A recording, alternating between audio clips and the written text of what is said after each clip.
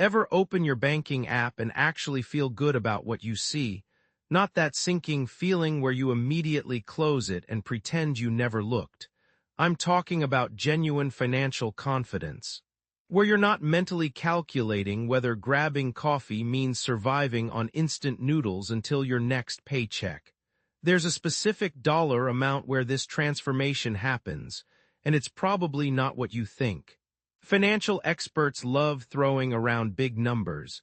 $1 million for retirement, 6 figures to feel successful, but they're missing something crucial. There's a much smaller milestone that fundamentally changes your entire relationship with money. That number is $20,000. I'm Nick, and I've spent years studying money psychology and why certain people build lasting wealth while others remain financially stuck despite working just as hard.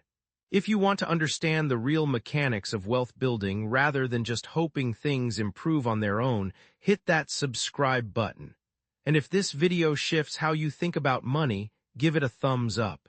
Before we explore why $20,000 matters so much, let me ask you something. What comes to mind when you think about building wealth? Maybe you picture someone born into money who never worried about finances. Or perhaps you imagine decades of grinding and saving every penny. The reality, wealth building doesn't work the way most people assume. Here's what actually happens. There are invisible financial thresholds, checkpoints. Once you cross them, everything changes. The rules shift, opportunities appear, possibilities expand. $20,000 represents the first major threshold. It separates people who will eventually build significant wealth from those who will spend their lives trapped in paycheck-to-paycheck cycles. The surprising part, most people don't even know this threshold exists. Think of it like pushing a boulder uphill. Initially, it's brutal. You're straining, sweating, making minimal progress. You question whether it's even possible. But once you build sufficient momentum, something remarkable happens. The boulder starts rolling faster, and when you finally reach the summit, it practically rolls down the other side on its own. $20,000 is that tipping point. Everything before this feels like fighting gravity. Everything after feels like gravity working in your favor. But here's where it gets fascinating. The difference isn't purely mathematical. It's not just that you have more money to invest or larger absolute returns. The real transformation happens in your psychology. When you lack savings, your brain operates in what psychologists call survival mode. Every financial decision gets filtered through fear and scarcity. You accept the first job offer that comes along, even if it's terrible, because you can't afford to be selective. You stay in situations you hate because leaving feels impossibly risky. You say yes to things you don't want because you need the income. This isn't about being practical or responsible. In survival mode, your brain literally cannot think about growth and opportunity. It's like trying to plan a vacation while your house is burning down. Your mental bandwidth is completely consumed by immediate threats and short-term survival. Something remarkable shifts when you cross that $20,000 threshold. Suddenly, your brain has space to think differently. Instead of how do I survive until next paycheck, you start asking, how can I grow this money? Instead of reacting to whatever financial crisis appears, you become proactive about building wealth. Research from Vanguard demonstrates that having just $2,000 in emergency savings increases financial well-being by 21%. $2,000. That's less than most people spend on a vacation or new laptop. Yet that small buffer creates a massive psychological shift because it moves you out of pure survival mode. When you expand that emergency fund to 3 to 6 months of living expenses, which for most people lands around $20,000, you gain another 13% boost in financial well-being.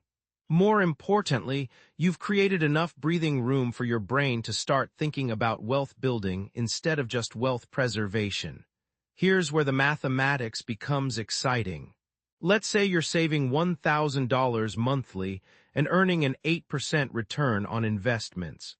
Reaching your first $20,000 takes approximately 19 months of consistent saving and investing.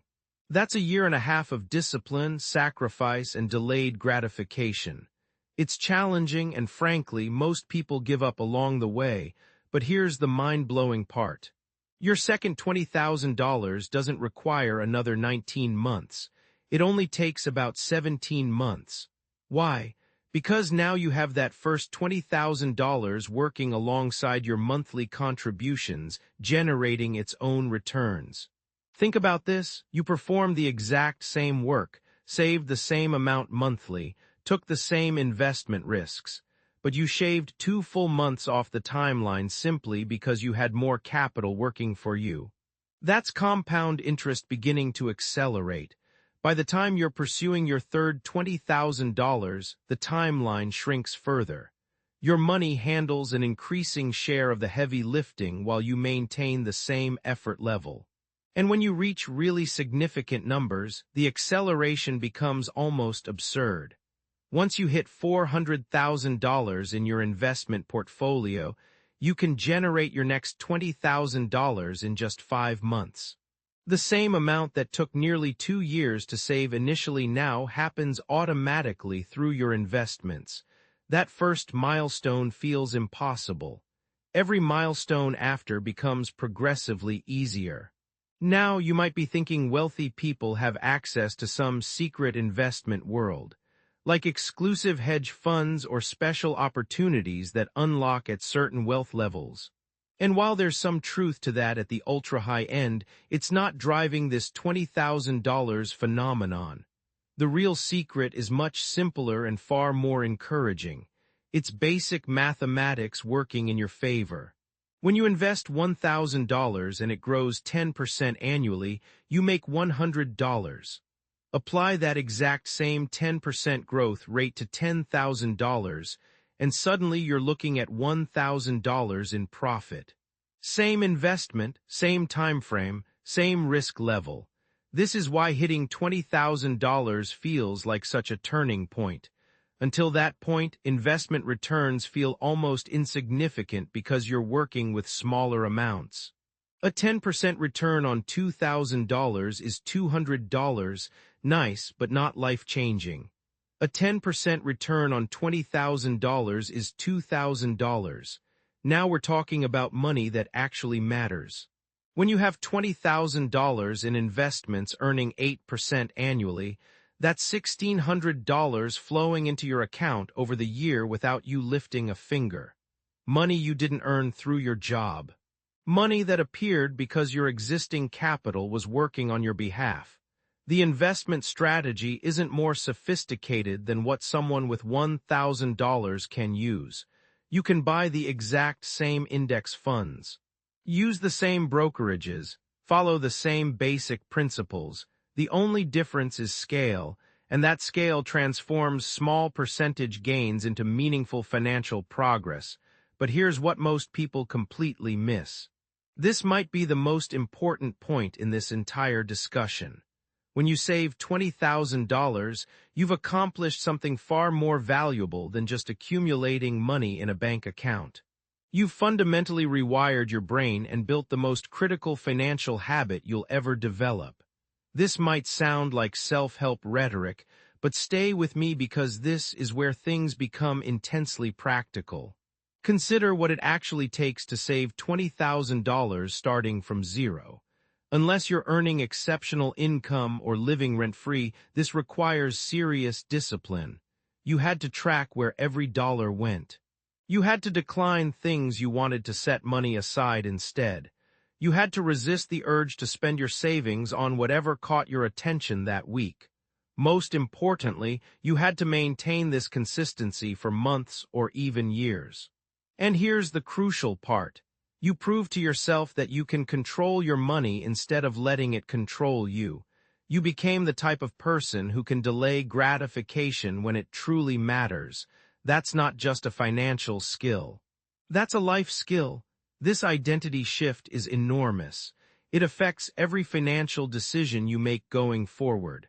Before you had $20,000 saved, buying a $4 coffee might have required mental gymnastics about affordability.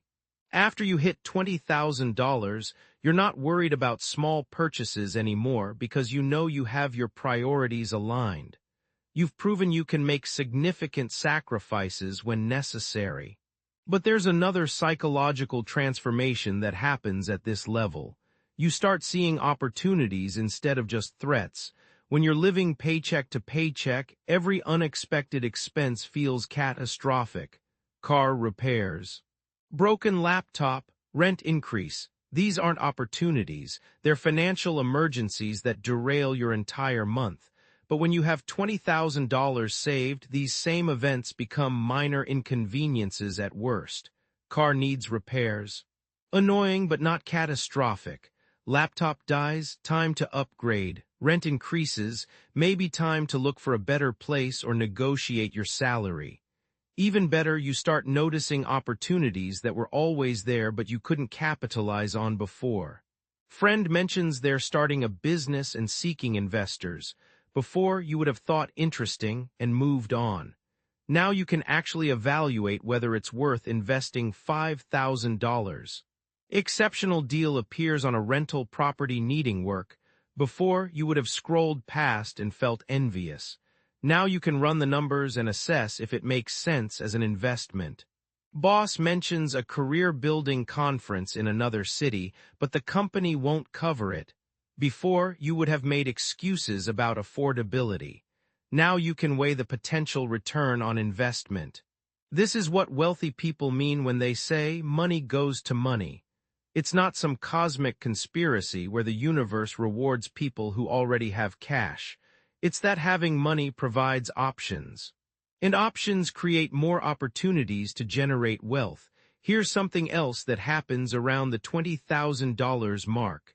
You start caring less about small expenses and more about large ones.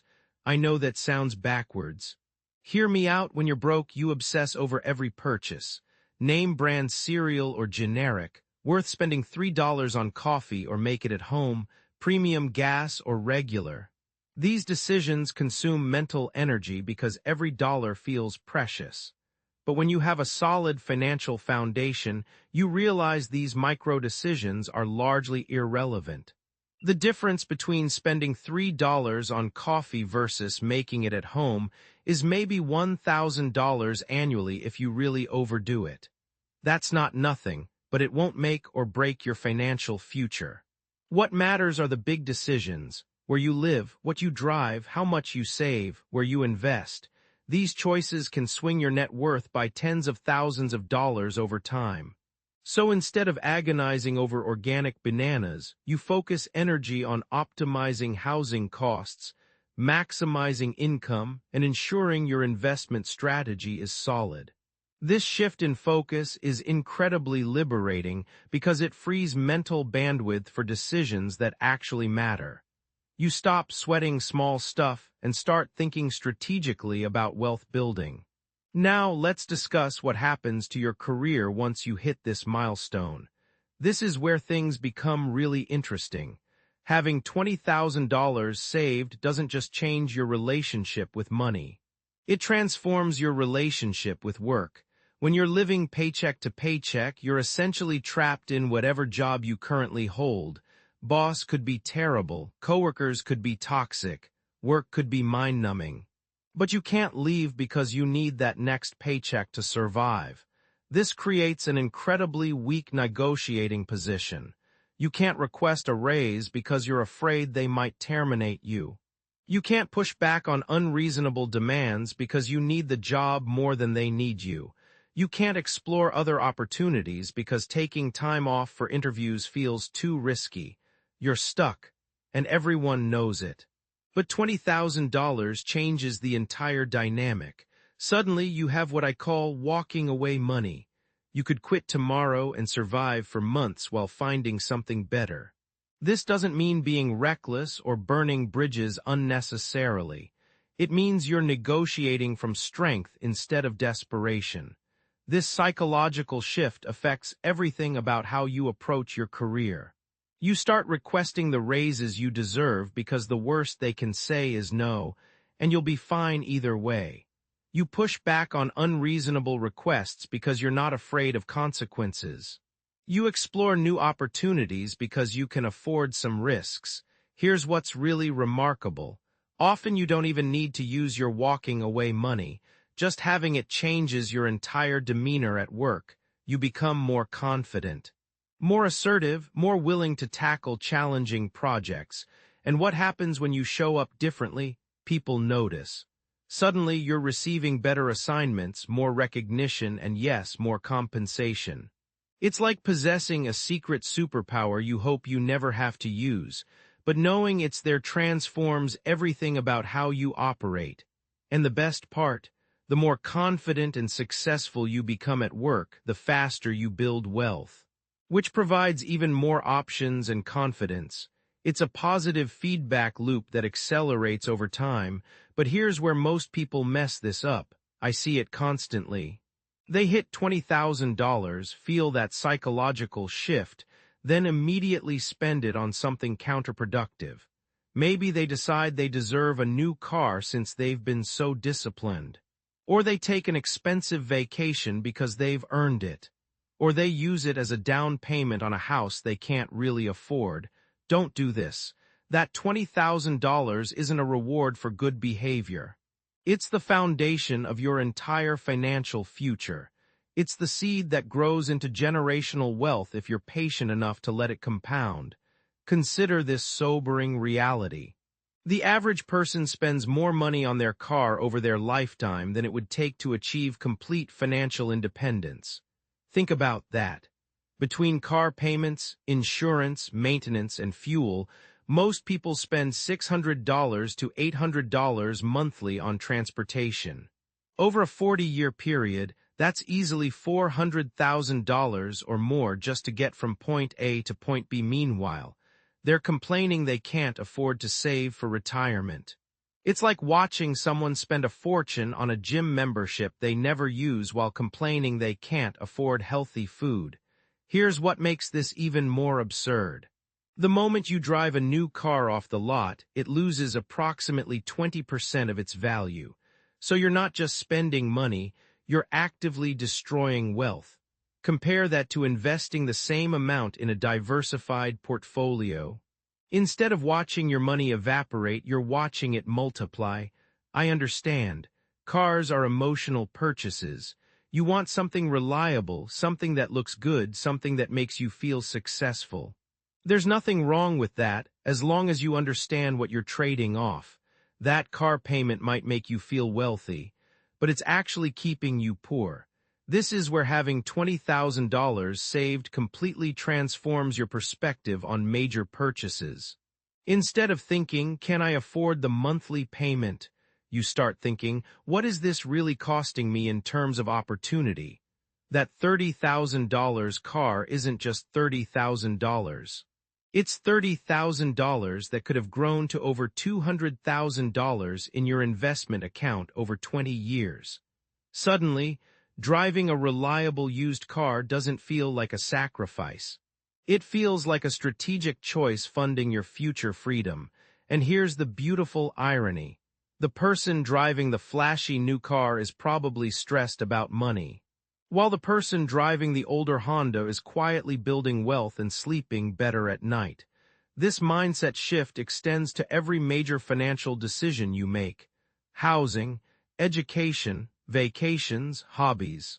Everything gets filtered through the lens of opportunity cost, not in an obsessive way that eliminates all joy from life, but in a strategic way that ensures you're making intentional choices about where your money goes.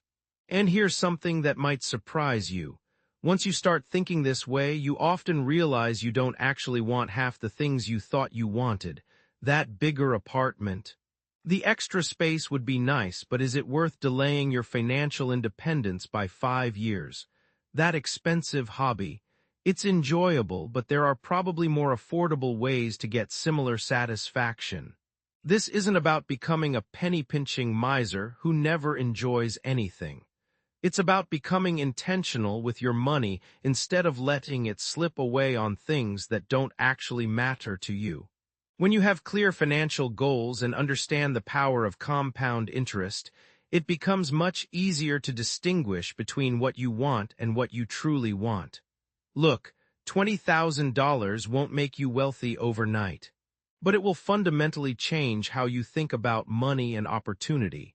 It's the difference between surviving and thriving, between reacting to life and designing it. Start building that foundation today. Because your future self is counting on the decisions you make right now, trust me, they'll thank you for it.